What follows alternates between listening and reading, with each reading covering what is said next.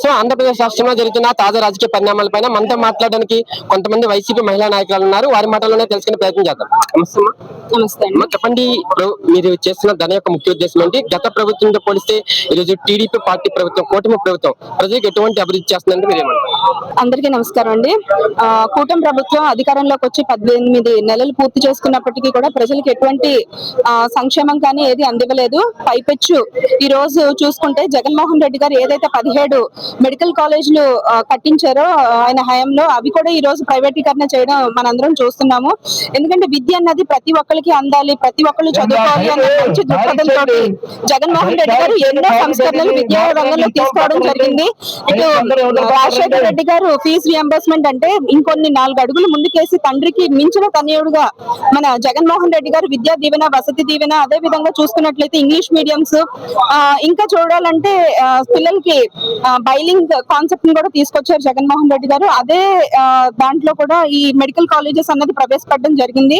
Medical చదువు అన్నది పేదవారికి కానీ లేకపోతే మిడిల్ క్లాస్ వారికి కానీ ఒక అందని ద్రాక్షలో ఉండిపోయింది. అటువంటిది కూడా అందించాలన్న మంచి దృక్పథంతో, మంచి వైద్యం ప్రజలందరికీ అందించాలన్న మంచి ఆలోచనతో జగన్మోహన్ రెడ్డి గారు ఈ ప్రయత్నం చేశారు. దాన్ని కూడా కూటమి ప్రభుత్వం నాశనం చేయడానికి ఈ రోజు ముందుకొచ్చిందని తెలియజేస్తున్నారు. జగన్మోహన్ రెడ్డి గారు మంచి చేశారనే ఉద్దేశంతో ఈ రోజు మెడికల్ కళా సంబంధించి ప్రైవేటీకరణ అంటున్నారా, లేకపోతే ఏంటి అసలు ఉద్దేశం? జగన్మోహన్ రెడ్డి గారు 100% కన్నా ఎక్కువే ప్రజలకి మంచి చేశారండి. అందులో భాగంగా ఈ మెడికల్ కాలేజెస్ కూడా ఒక ఏమంటారు మైల్ రాయి అని చెప్పొచ్చు. మెడికల్ కాలేజెస్ అన్నవి ఒక 17 గవర్నమెంట్ మెడికల్ కాలేజెస్ కట్టడం అన్నది చిన్న విషయం కాదు. హిస్టరీలో ఎక్కడ జగన్మోహన్ రెడ్డి గారు మిగిలిపోతారా అన్న ఒక కుట్రతోటి ఈ జీవోని తీసుకొచ్చారని మేమందరం కూడా అనుకుంటున్నాము. సో జగన్మోహన్ రెడ్డి గారు 100% ప్రజలకు న్యాయం చేశారండి. 10 నెలల పరిపాలన గురించి ఏమంటారు? అంటే కూటమి ప్రభుత్వం ముఖ్యంగా ప్రశ్నిస్తానన్న వ్యక్తి పార్టీని పెట్టి ఈ రోజు డిప్యూటీ ముఖ్యమంత్రి స్థాయిలో ఉన్న పవన్ కళ్యాణ్ ఇదే కాకినాడ జిల్లాకు సంబంధించిన పరిధిలోకి వస్తారు. మరి ఈ రోజు మహిళలకు సంబంధించి ఎక్కడైనా అగత్యాలు జరిగిన ముందుకు వస్తున్నారు. అసలు పవన్ కళ్యాణ్ గారి గురించి ఒక మహిళగా మీరు ఏం చెప్తారు? ఒక మహిళగా నేను చెప్పేది ఏముందండి, అందరూ చూస్తూనే ఉన్నారు. ఎన్నో అరాచకాలు, అన్యాయాలు జరుగుతున్నప్పటికీ ఒక హోం మంత్రి పదవిలో ఒక మహిళ ఉన్నప్పటికీ కూడా ఎవరికీ న్యాయం జరగట్లేదు. ప్రతి ఒక్కళ్ళు కూడా, ముఖ్యంగా మహిళలు బయటకు రావాలి, బయటకు వచ్చి ఏదైనా కార్యక్రమం చేసుకోవాలి అన్నా కూడా భయపడే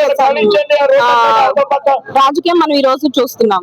కానీ జగన్మోహన్ రెడ్డి గారి టైంలో దిశ అనే చట్టాన్ని ప్రవేశపెట్టి ప్రతి ఒక్కరి చేతిలో కూడా యాప్ని తీసుకొచ్చి పెట్టి చేతిలో ఒక పెద్దన్నగా, ఒక అండగా, దండగా నిలబడ్డారు జగన్మోహన్ రెడ్డి గారు. ఆ పరిస్థితిని ఇప్పుడు మనం చూడలేకపోతున్నాం. సూపర్ 6 అంటే హామీలు ఇచ్చారు ఎన్నికల ముందు. మరి ఈ రోజు సూపర్ 6 అన్ని కూడా మేము అమలు చేస్తామని చెప్తున్నారు. ముఖ్యంగా మీ మహిళలకు సంబంధించి ఉచిత బస్సు ప్రయాణం, అదేవిధంగా అనేక ఈ సూపర్ 6 అన్ని పథకాలు కూడా అమలు చేస్తామని చెప్తున్నారు. మరి ఈ సూపర్ 6 ని మీరు ఏమంటారు? సూపర్ 6 అంటే సూపర్ సక్సెస్ అని వాళ్ళు అనుకున్నారు కానండి, సూపర్ సక్సెస్ గా మోసం మాత్రం చేశారు.